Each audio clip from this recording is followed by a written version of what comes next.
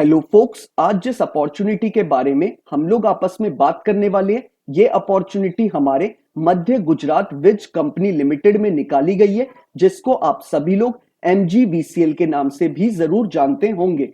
MGVCL ने ये detailed advertisement अपनी ऑफिशियल वेबसाइट पे ऑन 5th ऑफ अक्टूबर 2023 को पब्लिश करा था regarding recruitment of assistant law officer, जिसको आप सभी लोग एएलओ के नाम से भी जरूर जानते होंगे।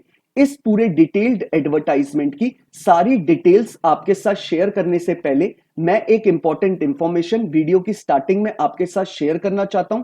जो भी बच्चा अभी लॉ स्टूडेंट है, लॉ ग्रेजुएट हो चुका है या फिर प्रैक्टिसिंग एडवोकेट है ऑल ओवर इंडिया के किसी भी कोर्ट में, अगर वो चाहता है हमारी इंडिया में हमारी लीगल फर्टिनिटी के रिगार्डिंग कोई भी वैकेंसी निकले, चाहे वो आपके इंटर्नशिप की वैकेंसी हो, चाहे वो आपकी जुडिशरी की वैकेंसी हो, चाहे कोई कॉर्पोरेट वैकेंसी हो, या फिर हमारे प्रैक्टिसिंग एडवोकेट्स के लिए जो इम्पैनलमेंट की वैकेंसी निकलती है वो वैकेंसी हो, या फिर सेंट्रल और स्टेट गवर्नमेंट के द्वारा निकाली गई कोई बैंक की वैकेंसी हो, या फिर पब्लिक सेक्टर अंडरटेकिंग यानी पीएसयू की वैकेंसी हो। इसका मतलब यह है कि हमारे इंडिया में हमारी लीगल फर्टिनिटी के रिगार्डिंग कोई भी वैकेंसी निकलेगी, आपको उस वैकेंसी के रिगार्डिंग इस चैनल पे टाइमली अपडेट्स मिल जाएंगे, ताकि आप टाइमली ही उन रिक्रूटमेंट प्रोसेसेस का पार्ट बन पाए और जल्दी से जल्दी एक अच्छी अपॉर्चुनिटी को ग्रैब कर पाए।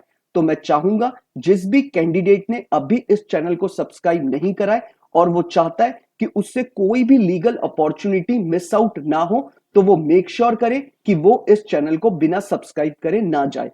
अब हम इस डिटेल्ड एडवर्टाइजमेंट के बारे में बात कर लेते हैं। मध्य गुजरात विज कंपनी लिमिटेड, जिसको हम सभी लोग एमजीवीसीएल के नाम से जानते हैं, इन्होंने जो हमें डेजिग्नेशन ऑफर करी है अपने एडवर्टाइजमेंट में, वो इन्होंने हमें असिस्टेंट लॉ ऑफिसर यानी एएलओ की करी है। और इस फॉर्म को फिलअप करने की जो लास्ट डेट रखी गई है, साथ ही साथ पेमेंट करने की भी जो लास्ट डेट रखी गई है, वो रखी गई है 25th of October 2023 before 6 PM। It means हमें 25 अक्टूबर 2023 शाम 6 बजने से पहले ये फॉर्म फिलअप कर लेना है, तभी हम इस रिक्रूटमेंट प्रोसेस का पार्ट बन पाएंगे। अब बात कर लेते हैं हम अपने एजुकेशनल क्वालिफिकेशन के रिगार्डिंग। इन्होंने क्लियरली मेंशन करा है कि अगर आपके पास एलएलबी की डिग्री है from a recognized university with 55% and above, irrespective आपने 3 ईयर का एलएलबी कोर्स करा है या फिर 5 ईयर का बीए एलएलबी का इंटीग्रेटेड कोर्स, अगर आपके पास एलएलबी की डिग्री है विद 55% एंड अबव, तो आप इस प्रोसेस का पार्ट बन सकते हैं।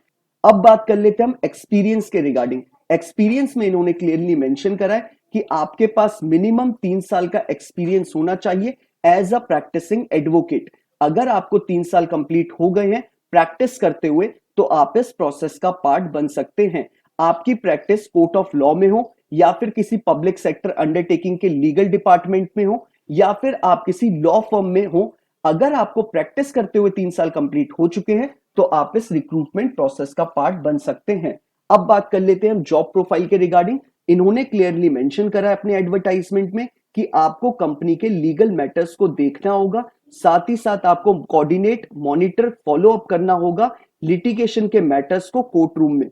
ये सारी चीजें आपका जॉब प्रोफाइल का पार्ट रहने वाला है। अब बात कर लेते हैं रिक्वायर्ड स्किल्स के रिगार्डिंग कि अगर आप इस फॉर्म को अप्लाई कर रहे हैं तो कौन कौन सी स्किल्स आपके पास होनी चाहिए। इन्होंने क्लियरली मेंशन करा है कि आपकी कमांड होनी चाहिए इंग्लिश लैंग्वेज में, आपको स्किल और नॉलेज होनी चाहिए लीगल ड्राफ्टिंग की, और आपको कोर्ट प्रोसीजर्स पता होने चाहिए, और साथ ही साथ आपको कंप्यूटर ऑपरेशन की नॉलेज भी होनी चाहिए।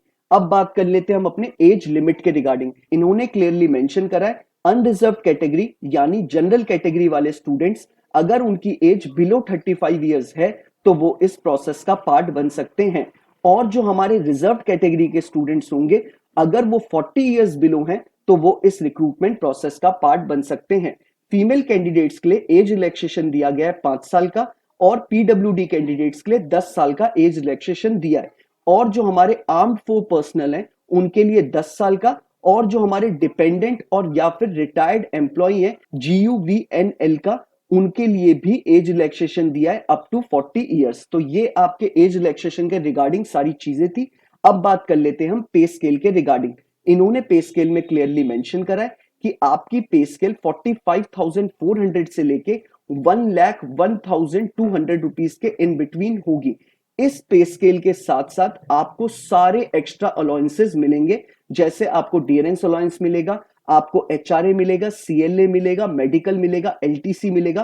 कंपनी रूल्स के अकॉर्डिंग जो जो चीजें अलाउंसेस में आपकी आती होंगी वो सारी चीजें आपको प्रोवाइड करी जाएंगी एमजीबीसीएल के द्वारा। अब बात कर लेते हैं हमारे एप्लीकेशन फी के रिगार्डिंग। हमारी एप्लीकेशन फी जनरल कैटेगरी वालों के लिए 500 रुपीज रखी गई है और एसईबीसी कैटेगरी वालों के लिए भी 500 रुपीज की फीस रखी गई है, और जो हमारे एसटी कैटेगरी है उनके लिए 250 रुपीज की फीस रखी गई है। अब बात कर लेते हैं नंबर ऑफ वैकेंसी के रिगार्डिंग। नंबर ऑफ वैकेंसी हमारी 5 रखी गई है, मेल कैटेगरी के लिए 2 अनरिजर्व्ड में और फीमेल कैटेगरी की 1 अनरिजर्व्ड कैटेगरी में। और जो हमारे एसईबीसी कैटेगरी वाले स्टूडेंट्स होंगे उनके लिए भी 1 वैकेंसी है, और जो हमारे एसटी कैटेगरी है उनके लिए भी मेल में 1 वैकेंसी निकाली गई है। तो ये आपका वैकेंसी का है। अब बात कर लेते हैं हम इसमें कि हमको इस फॉर्म को अप्लाई कैसे करना है। नीचे डिस्क्रिप्शन बॉक्स में आपको जो पहला लिंक अवेलेबल है वो आपका इस एडवर्टाइजमेंट का है। आप चाहे तो इसे डाउनलोड कर सकते हैं या फिर स्क्रॉल डाउन करके अपने स्क्रीन पे वहीं इसे पढ़ सकते हैं। इन केस अगर आपको कोई चीज समझ में नहीं आती है या आपको फॉर्म को अप्लाई करने में किसी तरीके की कोई क्वेरी अराइज होती है तो आप मुझे नीचे कमेंट बॉक्स में या फिर इंस्टाग्राम या ट्विटर पे टेक्स्ट मैसेज ड्रॉप कर सकते हैं। आप सभी लोग जानते हैं ऐसा कोई स्टूडेंट नहीं है जिसका मैं रिप्लाई ना करता हूं टेक्स्ट मैसेजेस का, और मैं अपने एंड से पूरी कोशिश करता हूं कि हर एक स्टूडेंट की टाइमली बेसिस पे ही उसको उसकी क्वेरी रिजॉल्व कर दूं ताकि वो जल्दी से जल्दी अपना प्रोसेस खत्म कर पाए। साथ ही साथ मैं आपको बताना चाहता हूं डिस्क्रिप्शन बॉक्स में जो आपको सेकंड लिंक अवेलेबल होगा वो आपका इस फॉर्म के रिगार्डिंग होगा। आप जैसे ही उस पर क्लिक करेंगे आप डायरेक्टली एमजीबीसीएल की ऑफिशियल वेबसाइट पे चले जाएंगे जहां पे आप अपना फॉर्म फिलअप कर सकते हैं। इस एडवर्टाइजमेंट में एक चीज आपको और क्लियरली मेंशन करी गई है, जो भी हमारे विडो फीमेल कैंडिडेट्स होंगी उनके लिए 5% का एक्स्ट्रा मार्क्स दिया जाएगा, उन्हें 5% का एडवांटेज दिया जाएगा बाकी कैंडिडेट से। अब बात कर लेते हैं हम कि हमारी जो 5 वैकेंसी निकाली गई है वो हमारी कहां कहां हमें पोस्ट कर सकते हैं। इन्होंने क्लियरली मेंशन करा है कि आपकी जो 2 वैकेंसी है वो बड़ौदा के लिए, 1 वैकेंसी आपकी आनंद के लिए, 1 वैकेंसी आपकी नदियाद के लिए और 1 वैकेंसी आपकी गोधरा प्लेस के लिए। एमजीबीसीएल ने अपने एडवर्टाइजमेंट में एक चीज और क्लियरली मेंशन करी है कि अगर आप किसी गवर्नमेंट एम्प्लॉय हैं, सेमी गवर्नमेंट एम्प्लॉय हैं या फिर पब्लिक सेक्टर अंडरटेकिंग के एम्प्लॉय हैं तो आपको अपनी ऑर्गेनाइजेशन से इस फॉर्म को अप्लाई करने के लिए एक नो ऑब्जेक्शन सर्टिफिकेट भी बनवाना पड़ेगा, तभी आपके रिक्रूटमेंट प्रोसेस को कंसीडर करा जाएगा बाय एमजीबीसीएल। अब बात कर लेते हैं हम सिलेक्शन प्रोसेस के ऊपर। सिलेक्शन प्रोसेस में इन्होंने क्लियरली मेंशन करा है कि जब आप अपना फॉर्म पोर्टल पर सबमिट कर देंगे उसके कुछ दिनों के बाद एमजीबीसीएल आपका एक रिटन टेस्ट कराएगा। रिटन टेस्ट जो भी स्टूडेंट क्वालिफाई करेगा उसको एसएमएस के द्वारा या फिर ईमेल के द्वारा इंटीमेट किया जाएगा कि आपको पर्सनल इंटरव्यू यानी वाइवा के लिए आपको इस डेट, प्लेस और वेन्यू पे आना है, तभी आप उस प्रोसेस का पार्ट बन पाएंगे। अब बात कर लेते हैं कि हमारे एग्जाम में नेगेटिव मार्किंग होगी कि नहीं।